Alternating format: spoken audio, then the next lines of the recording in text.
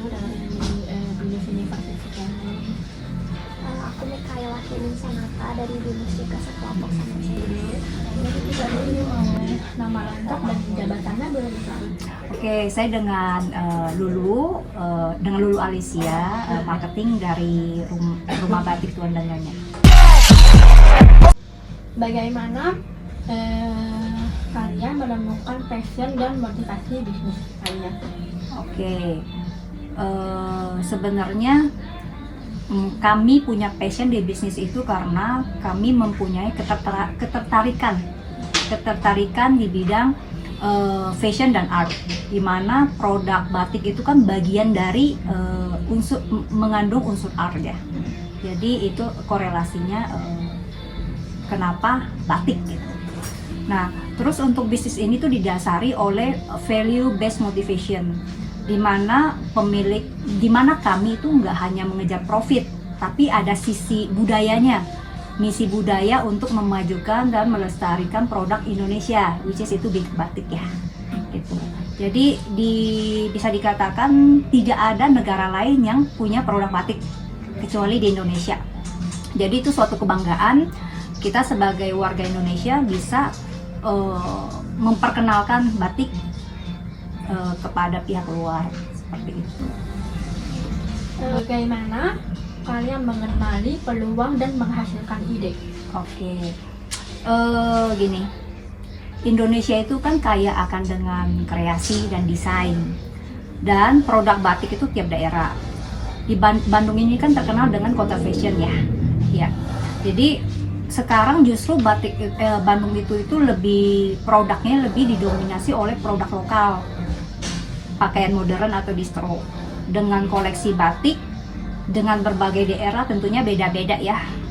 Nah, dengan kualitas yang premium, harapannya dapat mengisi celah-celah pasar. Jadi itulah mengapa batik gitu. Bagaimana kalian melakukan analisis kelayakan?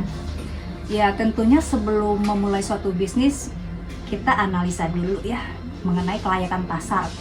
Nah, caranya bagaimana ya? Kita menargetkan warga Bandung dan wisatawan untuk cari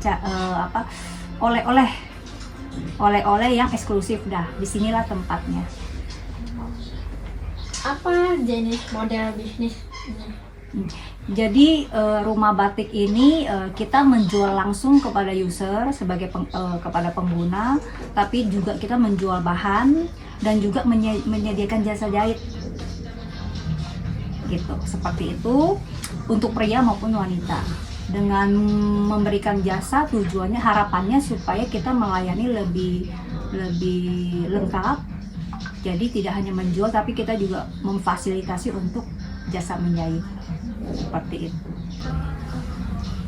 Siapa kompetitor dan bagaimana menafsirkan persaingannya?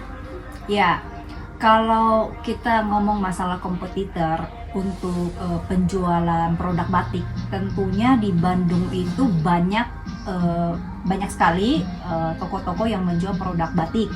Namun yang membedakan kami Rumah Batik Tuan dan Nyonya dengan toko-toko lainnya adalah bahwa kami punya ciri khas dan juga kita punya kualitas produk yang premium, seperti itu. Selanjutnya jenis paten apa yang kalian miliki? Jenis paten kami sudah mendaftarkan merek dagang secara resmi, yaitu dengan nama Rumah Batik Tuan dan Nyonya. Selanjutnya bagaimana kalian memandang pentingnya memiliki paten tersebut? Iya, kalau kita berbicara mengenai merek dagang atau hak paten, itu adalah fondasi pertama yang harus dimiliki, yaitu mendaftarkan merek dagang. Tujuannya apa? Supaya di kemudian hari tidak ada pengusaha lain yang mengklaim bahwa itu adalah tidak bisa mengklaim atau menggunakan nama yang sama. Jadi memang harus didaftarkan. Yang terakhir, bagaimana kalian memprediksi masa depan bisnis ini? Iya, kalau kita bicara tentang masa depan suatu bisnis, tentunya setiap pengusaha sebelum memulai suatu usahanya punya yang namanya analisa pangsa pasar ya. Jadi kami berkeyakinan bahwa rumah batik dan tua nyonya akan terus maju, akan terus berkembang karena dengan banyaknya masyarakat akan permintaan produk-produk, kira-kira seperti itu. Oke, sekian pertanyaan dari kami. Ini akhir wawancaranya. Terima kasih ya Bu atas Terima kasih, waktunya. selamat siang.